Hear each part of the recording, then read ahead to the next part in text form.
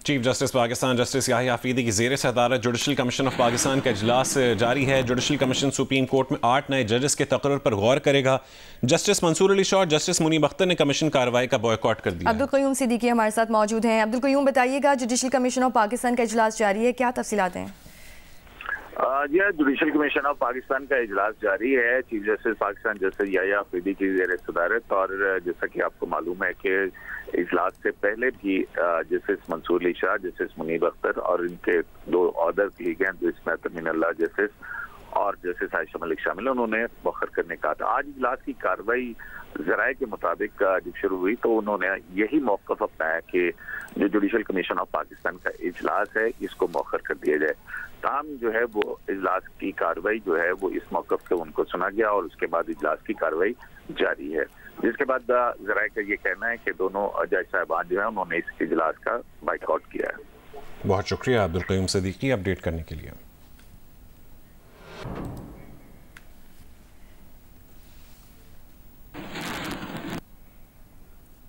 Welcome back. रहनुमा PTI judicial commission के रुकन सेनेटर अली जफर ने कहा है कि इस्लामाबाद हाई कोर्ट में सीनियरिटी का मसला तय किए बगैर जुडिशल कमीशन का इजलास मुनासिब नहीं है। जुडिशल कमीशन के इजलास से कबल गुफ्तगू में सेनेटर अली जफर ने कहा कि इन्हें जजों के तबादले पर एतराज़ नहीं है।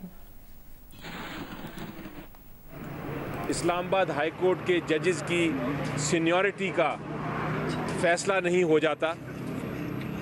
इंसाफ का तकाजा, कानून का तकाजा और आइन का तकाजा ये है कि जेसीपी की जो प्रोसीडिंग्स हैं उसको पोस्टपोन किया जाए, उसको मुलतवी किया जाए। और उसकी वजह मैंने ख़त में ये बयान की है कि जब तक एक फ़ैसला नहीं होता कि इस्लामाबाद हाई कोर्ट के जज कौन हैं, सीनियरिटी उनकी क्या है, तब तक आप सुप्रीम कोर्ट में उनको कंसिडर नहीं कर सकते। और तब तक चीफ़ जस्टिस का मामला जो है एक बड़ा अहम मामला है। चीफ़ जस्टिस अगर आमिर फ़ारूक साहब को जेसीपी आज चीफ़ जस्टिस को सुप्रीम कोर्ट का जज बना देती है तो फिर सुप्रीम कोर्ट के जज बनने के बाद चीफ़ जस्टिस का जो पोस्ट है वो खाली हो जाता है। तो सवाल ये पैदा होगा कि वो पोस्ट में जेसीपी किसको बनाएगी चीफ़ जस्टिस, और वो भी फिर उसी पे डिपेंड करेगा कि सीनियरिटी किसकी है। सीनियरिटी का फैसला किए बगैर एक कुछ जज साहिबान को ले आते हैं। चेयरमैन पीटीआई बैरिस्टर गौहरा और senator Ali Zafar supreme court के बाहर मीडिया से गुफ्तगू कर रहे हैं। जजेस पाकिस्तान के 5 हाई कोर्टों में से 5 सीनियर जजेस में से लेना था।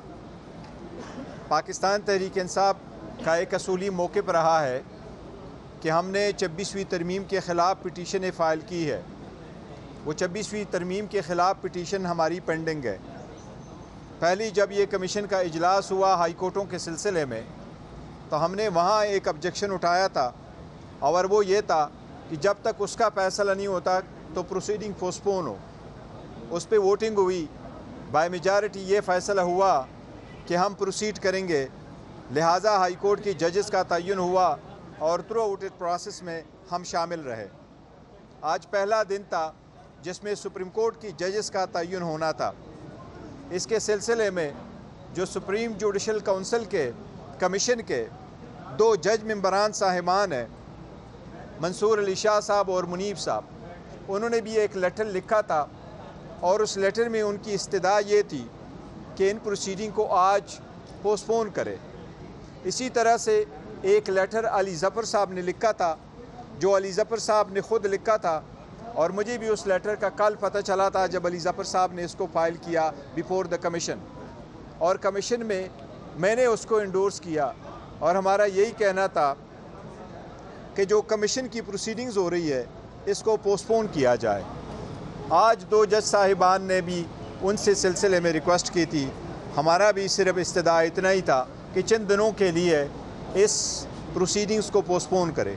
चूँकि वो पोस्टपोन नहीं हुए लिहाजा हम दोनों ने उसमें अपनी शिरकत नहीं की। बाकी कानून आइन के मुताबिक अगर प्रोसीड करना है तो जज साहिबान अब प्रोसीड कर रहे हैं, उनकी ज़िम्मेदारी, लेकिन हमने as a position members senate से और नेशनल असम्बली से हमने उसमें पार्टिसिपेट नहीं किया।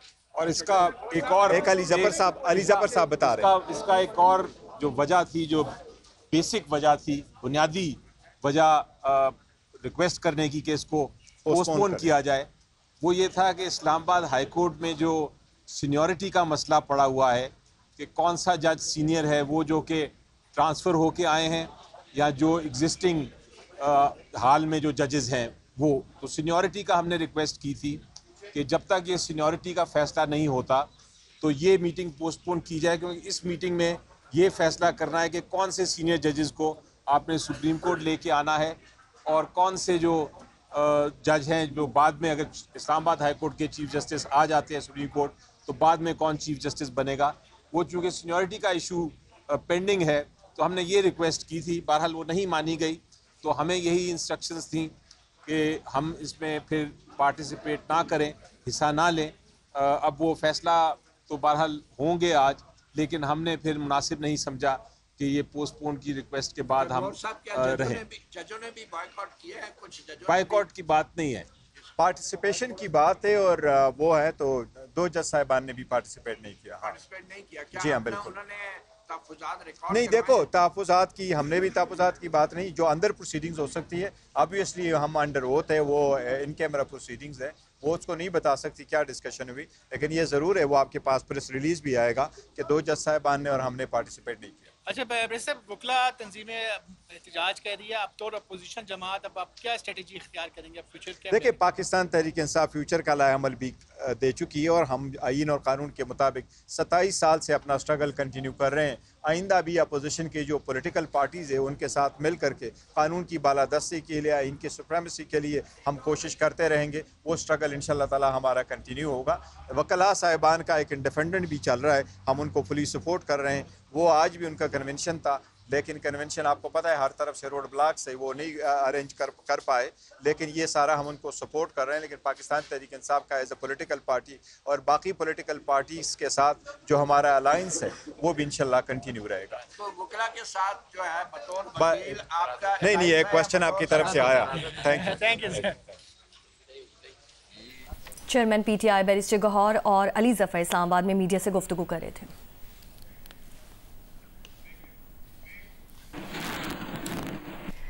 और कराची में हैवी ट्रैफिक से होने वाले हादसात की वजह से सिंध हुकूमत ने डंपर्स पर दिन के औकात में पाबंदी की है, जबकि इस पाबंदी के बावजूद शहर में अब भी हैवी ट्रैफिक मुख्तलिफ सड़कों पर नजर आते हैं। काशिफ मुश्ताक से जानेंगे। जी बिल्कुल, कराची में हैवी ट्रैफिक से बढ़ते हुए ट्रैफिक हादसात की वजह से सिंध हुकूमत की जानिब से जो है वो नोटिस लिया गया है और इस हवाले से खास कर डंपर जो हैं उन पर पाबंदी आयद की गई है और ये बताया गया है कि रात 11 बजे से लेकर सुबह 6 बजे तक जो है वो डंपर्स को अलाउ किया जाएगा, लेकिन दिन भर जो है अलाउ नहीं किया जाएगा। जबकि शहर में हैवी ट्रैफिक जो है हमें नज़र आ रही है। मुख्तलिफ सड़कों का हमने दौरा किया और हमने देखा है कि मुख्तलिफ सड़कों पर हैवी ट्रैफिक और साथ साथ वाटर टैंकर नज़र आ रहे हैं। मेरे कैमरामैन मोहम्मद साजिद अगर आपको दिखाएं तो इस वक्त इस सड़क पर भी ये वाटर टैंकर आपको नज़र आ रहा होगा।